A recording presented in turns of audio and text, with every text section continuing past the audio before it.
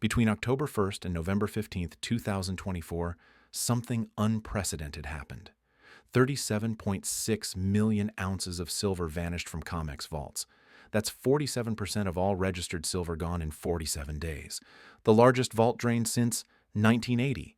And if you know silver history, you know exactly why that matters. Because the last time this happened, silver exploded to $50 an ounce. The futures market nearly collapsed. And the exchange changed the rules mid-trade to save itself. But here's the part nobody talks about. The people blamed for that crisis weren't trying to get rich. They were trying to expose something, and the system destroyed them for it. Fast forward to now. February 14th, 2025. 4 major South Korean banks stopped selling physical silver, not reduced supply, not temporary suspension. Stopped. Indefinitely. China blocked citizens from buying physical precious metals through banks. Russia was banned from London's bullion trading floors. And right now, something is happening that should not exist in a functioning market. Spot silver is trading higher than futures prices. That's called backwardation. In plain English, people are paying more to get silver today than to get a promise of silver 6 months from now. That only happens when physical supply is gone and paper promises are no longer trusted. This isn't about silver going up. This is about a 150-year price suppression scheme breaking down in real time. And when it breaks completely, physical silver won't just be expensive. It won't exist at any price. Before you can understand the manipulation, you need to understand why silver matters more than almost any other commodity on Earth. Gold is money.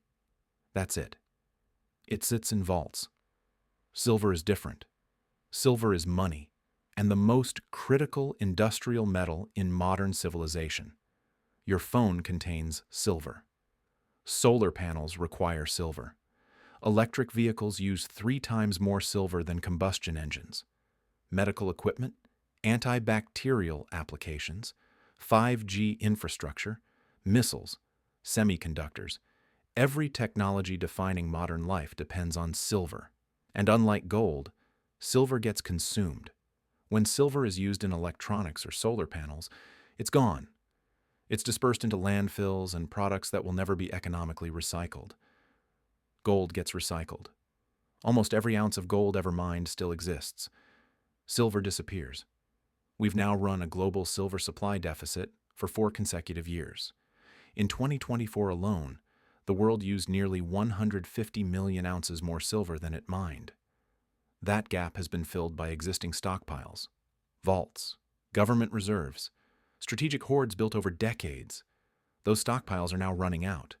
The solar panel industry alone could consume nearly all remaining silver reserves by mid-century. Mining output is falling while demand is accelerating. So here's the real question. If silver is this critical, this scarce, and this necessary, why isn't the price exploding? Because it's manipulated. And it has been for over a century. The manipulation didn't start with the Hunt brothers. It didn't start when Nixon closed the gold window. It started in 1873 with something called the Crime of 1873. Before that year, the United States operated on a bimetallic system. Gold and silver were both money.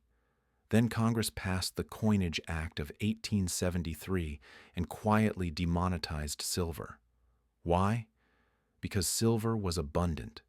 Abundant money makes debts easier to repay. Deflation makes debts harder to repay. Banks and creditors wanted tight money. Farmers, workers, and the middle class wanted silver monetized. Removing silver was a massive wealth transfer from debtors to creditors disguised as technical monetary policy. It worked. Deflation followed. Farm prices collapsed. Foreclosures exploded. Banks got richer. Silver stayed demonetized. But it didn't disappear. U.S. coins were 90% silver until 1964. Then the market exposed the lie. The silver inside coins became worth more than the coins themselves. People started melting money. So the government panicked. In 1965, silver was removed from circulating coinage. Instead of letting the price rise, the government dumped billions of ounces of silver from strategic stockpiles to suppress it. Why? Because rising silver prices reveal inflation. They expose currency debasement. They undermine confidence in paper money. By 1971, when Nixon closed the gold window, silver was already screaming the truth. Fiat currency was failing. Hard assets were the real money. And that's when the paper manipulation began in earnest. Once silver was fully demonetized, Wall Street created the paper market. Futures contracts, ETFs, certificates, unallocated accounts, derivatives, all paper claims on physical silver. Here's how the system works. A bullion bank holds 10 million ounces of physical silver, but it doesn't sell that silver once. It sells it 50 or 100 times through paper contracts, futures contracts, ETF shares, swaps, leases. For every physical ounce, there are dozens of paper claims. As long as most people settle in cash instead of demanding delivery, the system survives. The price stays suppressed because the market looks like infinite supply. Every time silver rises, massive paper contracts are dumped to knock the price down. But this isn't random. It's coordinated. At the top sits the Bank for International Settlements, the central bank of central banks. Below that, the London Bullion Market Association, an opaque over-the-counter market dominated by a handful of bullion banks. Then COMEX, where futures trade, and where rules can be changed at any time. This structure exists for one reason: to keep precious metals from exposing the weakness of fiat currency. And in 1979, two men accidentally walked straight into it. The Hunt brothers. They didn't believe in the dollar. Inflation was raging. Gold was restricted. So they bought silver. Not to corner the market, but to protect their wealth. They were right. Silver rose from $6 to nearly $50. But they made one fatal mistake. They used leverage. They trusted the exchange. And when they demanded delivery, COMEX panicked. The rules were changed. Margin requirements were raised overnight. Buying was banned. Only selling was allowed. The market was rigged in real time. The hunts were wiped out. But here's what history forgets. People who held physical silver didn't lose. They won. The Hunt brothers failed because they trusted paper. The lesson was clear. The system will always change the rules to protect itself. And now, 45 years later, the same pattern is repeating. Except this time, it isn't two billionaires. It's sovereign nations, industrial users, and millions of investors demanding physical metal. COMEX vaults are being drained. Registered silver has collapsed. South Korean banks can't source supply. China is restricting purchases.